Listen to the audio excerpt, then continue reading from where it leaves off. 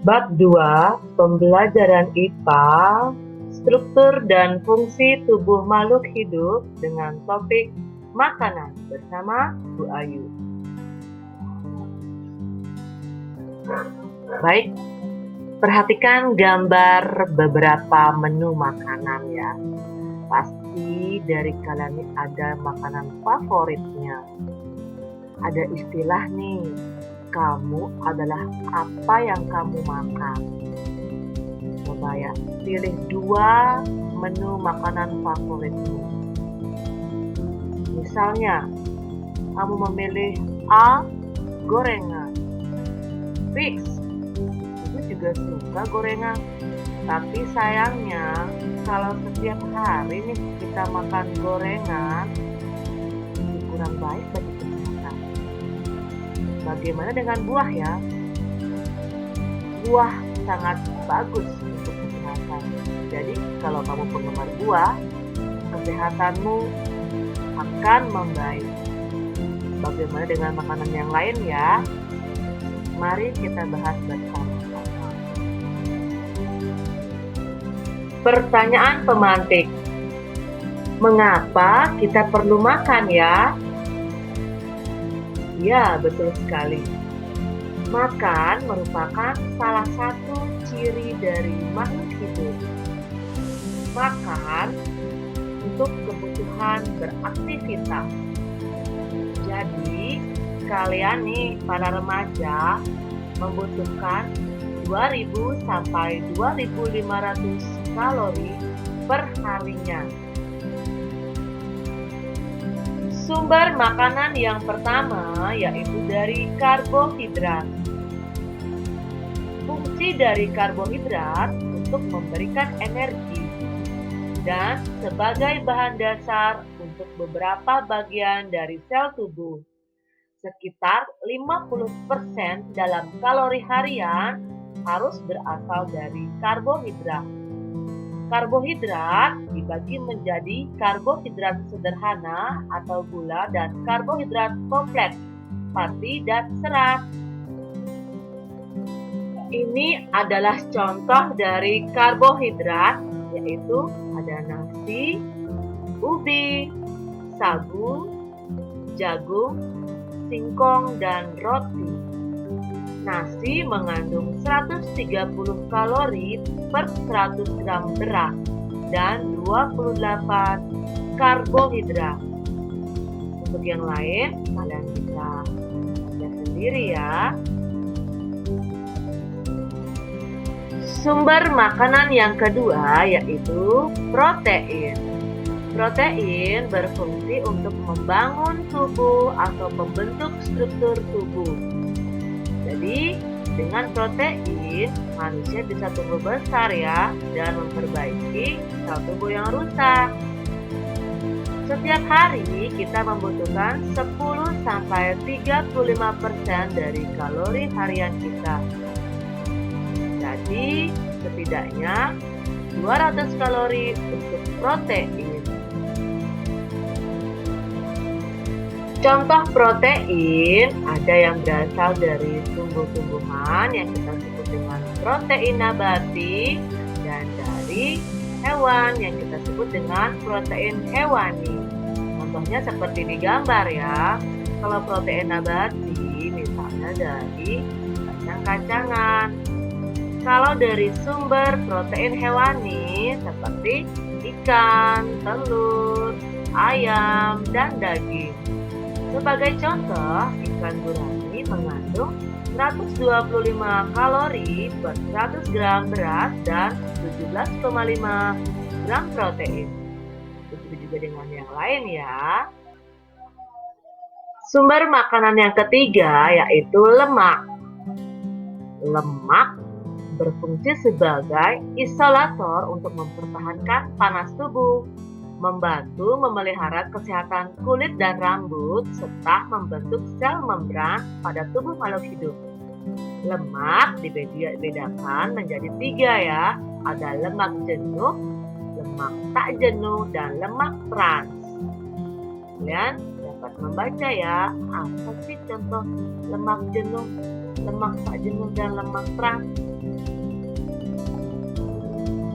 Nah, di gambar ada beberapa contoh lemak seperti minyak zaitun, alpukat, santan, keju, daging. Ikan juga mengandung lemak ya. Ya, ini contoh lemak yang lain ya, misalnya gorengan, cumi-cumi, susu, tempe, tahu, dan udang. Lemak juga ada dua jenis ya, ada lemak nabati, lemak dari hewan, yang kita bedakan sendiri. Selanjutnya ada vitamin. Kalian pasti sering ya mendengar kata vitamin. Vitamin itu dibutuhkan untuk memelihara fungsi sistem tubuh kalian yang tak lemas. Vitamin tidak mengandung energi, tetapi vitamin dibutuhkan dalam mempercepat segala reaksi kimia yang terjadi di dalam tubuh kita. Sayuran, buah-buahan, dan kacang merupakan sumber vitamin serta produk olahan susu. Ada dua tipe vitamin ya.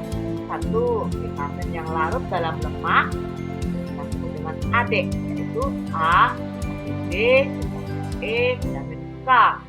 Kemudian yang kedua yaitu vitamin yang larut dalam air, yaitu vitamin C dan B. Mineral adalah salah satu nutrisi yang dibutuhkan oleh tubuh untuk menjalankan fungsi normalnya. Mineral berfungsi untuk mengatur metabolisme kompleks yang berhubungan dengan enzim, sekaligus menjadi jalan masuk vitamin untuk tubuh. Terdapat dua jenis mineral yang bermanfaat langsung. Yang pertama, mineral makro. Oleh dari jenis mineral itu kalsium, kalium, natrium, klorida, fosfor, dan magnesium.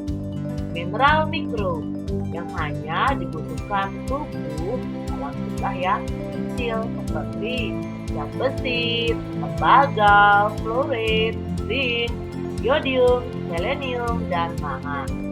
Ini contoh makanan yang mengandung mineral ya.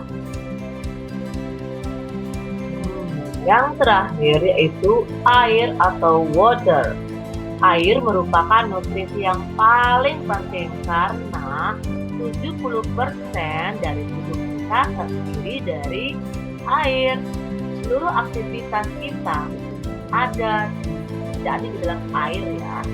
Air membantu untuk mengatur normal tubuh. Ya.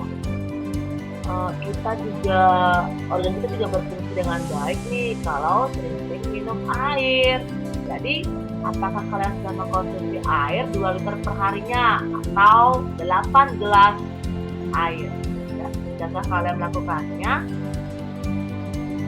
Oke, sekarang kita akan membahas tentang zat aditif. Permen, ya, perhatikan gambar di samping ya. Warna-warninya yang sangat menarik serta rasanya yang sangat manis menjadi daya tarik tersendiri ya, terutama untuk anak-anak. Zat aditif adalah segala jenis bahan yang ditambahkan dengan sengaja ke dalam makanan dengan tujuan untuk menambah dan memperkuat rasa ya, membuat warnanya menjadi lebih menarik, mengawetkan, memberi aroma, mengentalkan, dan lainnya. Lalu zat aditif ini dibagi menjadi 6 ya. Ada zat pemanis, zat pewarna, zat pengawet, zat penyedap, zat pemberi aroma, dan zat pengental atau emulsi. Jadi zat-zat ini ada yang alami dan ada yang buatan. Yang alami misalnya untuk zat pemanis dari gula pasir atau gula aren.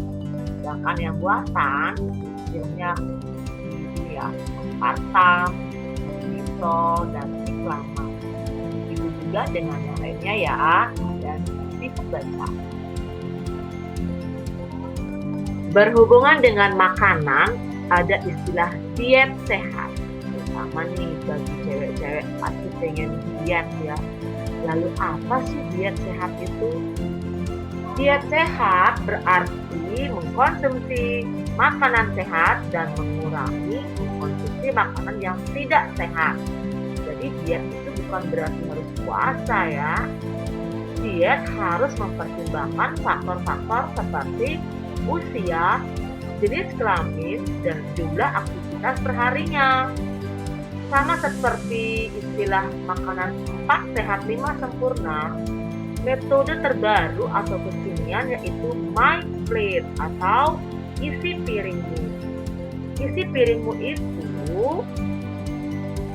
terdiri dari apa saja? Ya, seperti di gambar, ada buah-buahannya, ada sayurannya, ada dari karbohidratnya, proteinnya, serta produk susunya. Ayo mulai sekarang yang mau diet sehat, tentukan isi piringmu atau My Plate. Selamat mencoba.